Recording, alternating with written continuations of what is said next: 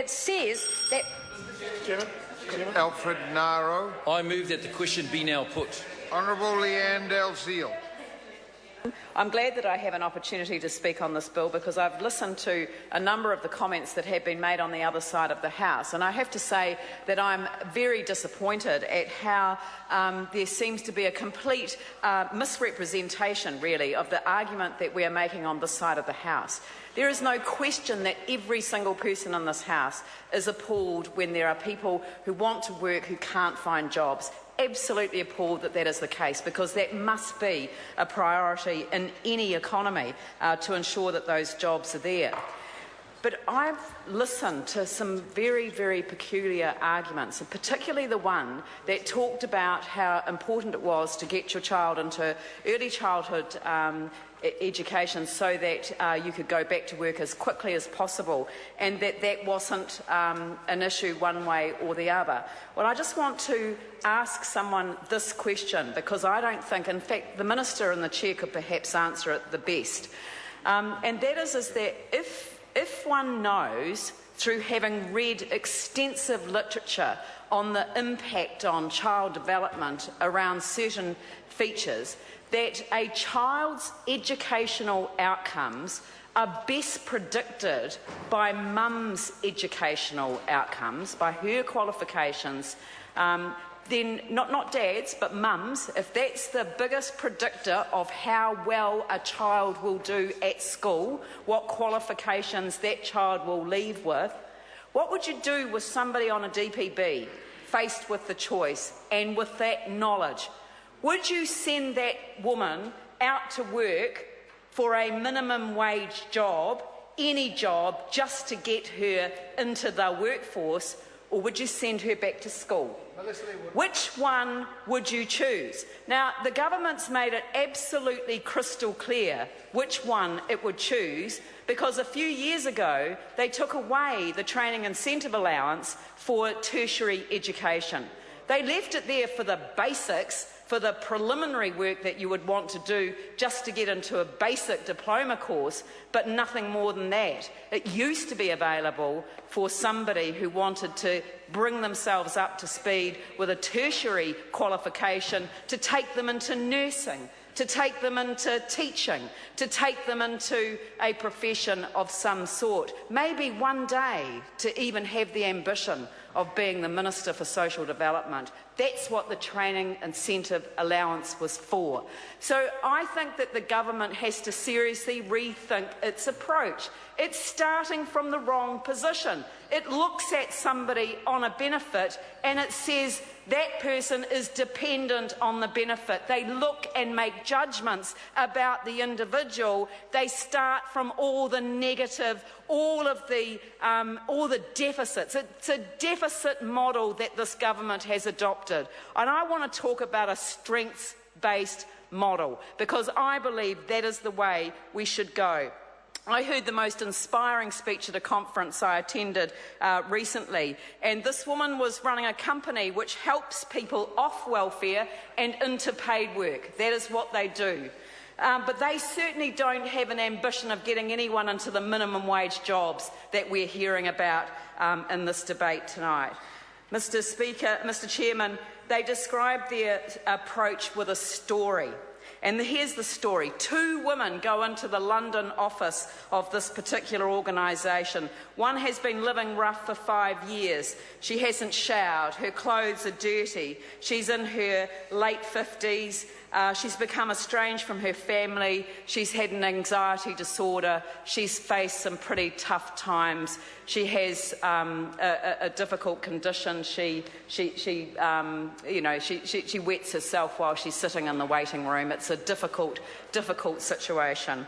The other woman, she comes into that office. She has been out of work for a number of years, but she used to be working for a major corporation as the secretary, the personal assistant to the general manager of this corporation, and so she's got great skills, but she has a skill that nobody learns these days. She knows shorthand. Shorthand is the most fantastic skill you could possibly have, and I know that many people value it. And so this is a great opportunity for this woman to get herself back into work. She loves animals, that's her passion. She loves her grandchildren. So she's got a lot going for her. That's the way they see her. And of course the woman then said, these two women are the same woman, Mr. Chairman. Mark Mitchell.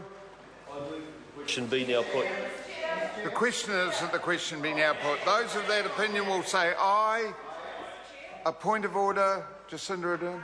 Mr. Chair, Labor has tabled in the course of the committee stages several SOPs which I, as the person who has put the SOPs forward, has not had a chance to speak to. I would request the opportunity of the House to speak to those SOPs. Now, look, I've listened very carefully to the debate. The member who raises the point of order has had 2 calls. We've had nearly 2 hours on this. I'm going to put the closure. Sorry? Point of order? Just further clarification, Mr. Chair, those SOPs, we were in the throes of ensuring that they were correct. At the time that I spoke, they weren't able to be tabled. We've since withdrawn and resubmitted one of those SOPs. I'd like the opportunity to be able to speak to them. Yeah, and that refers to clause 2, which is further on in the debate. I'm putting the question. The question is that the closure. Well, the question is regard to the closure. Those in that opinion will say aye. Contrary, no. No. Ayes have it. Party vote. The clerk will conduct a party vote. New Zealand National. 59 votes in favour. New Zealand Labour. 34 votes opposed. Green Party. 14 votes opposed. New Zealand First. 7 votes opposed. Maori Party. 3 votes in favour. Mana. 1 opposed. ACT New Zealand. 1 in favour. United Future. 1 in favour.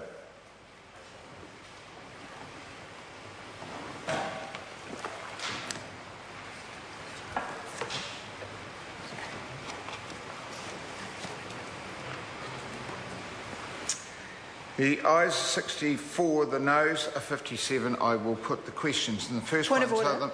a point of order, Holly Walker. Mr. Chair, during that vote, I have the authority to cast a proxy vote for Brendan Horan, but the vote wasn't called by the clerk. That's a fair point. So the member is now casting that vote. And 1 opposed. 1 opposed. So that is now amended to 64. 57. The result's the same. So, okay. So the first question is the Minister's amendment set out on SOP number 199. The question is that the amendments be agreed to. Those of that opinion will say aye. Contrary, no. The ayes have it. Party vote. The clerk will conduct a party vote. New Zealand National. 59 votes in favour. New Zealand Labour. 34 votes opposed. Green Party. 14 votes opposed. New Zealand First. 7 opposed. Maori Party. 3 votes opposed. Mana. 1 opposed. ACT New Zealand. 1 in favour. United Future. 1 in favour. Brendan Horan. 1 opposed.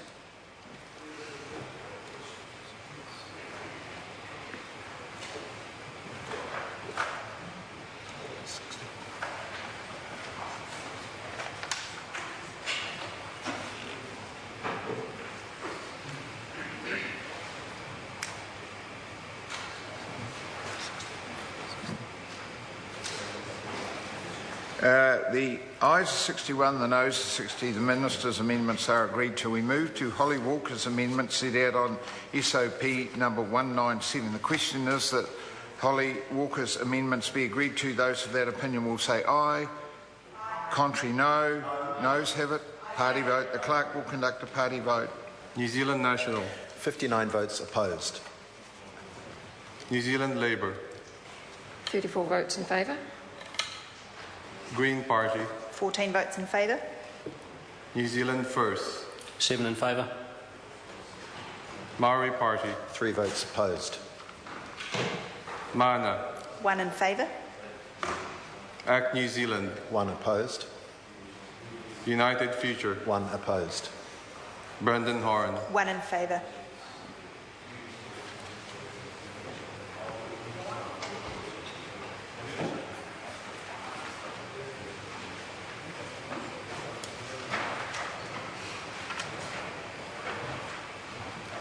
The ayes are 57, the noes are 64. The amendment's not agreed to. We move to Jacinda Ardern's first amendment, a typescript amendment to insert new clause 9A. The question is that the amendment be agreed to. Those of that opinion will say aye.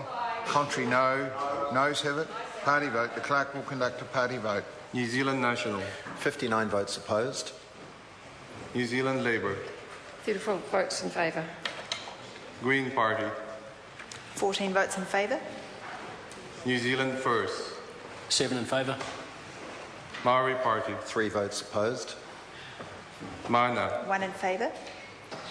Act New Zealand. 1 opposed.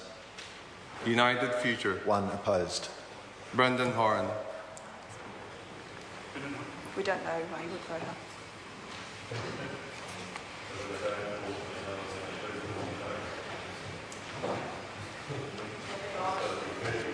Order.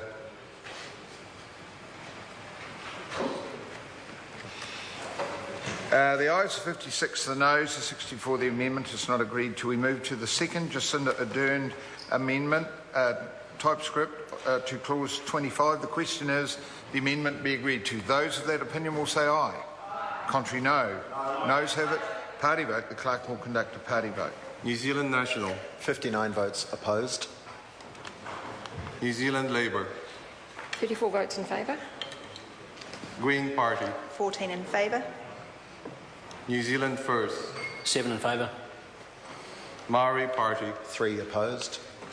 Mana. 1 in favour.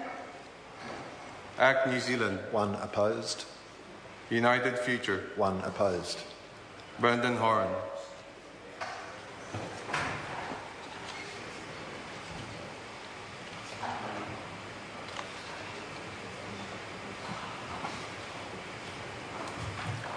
Ayes 56, noes 64. The amendments are not agreed to. The question now is that Part 1 as amended stand part. Those of that opinion will say aye.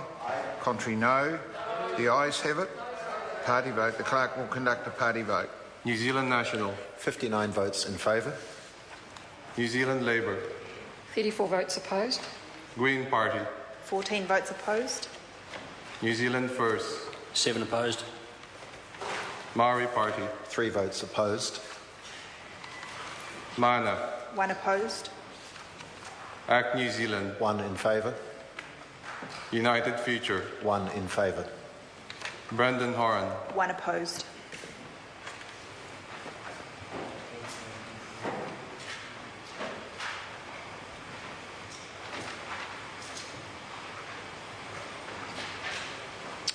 The ayes are 61, the noes are 60. Part 1 as amended will stand part. We move to Part 2 and the question is that Part 2 stand part. Speaker. Jacinda Ardern. Thank you, Mr. Speaker. It's my pleasure to speak to Part 2 of the bill, although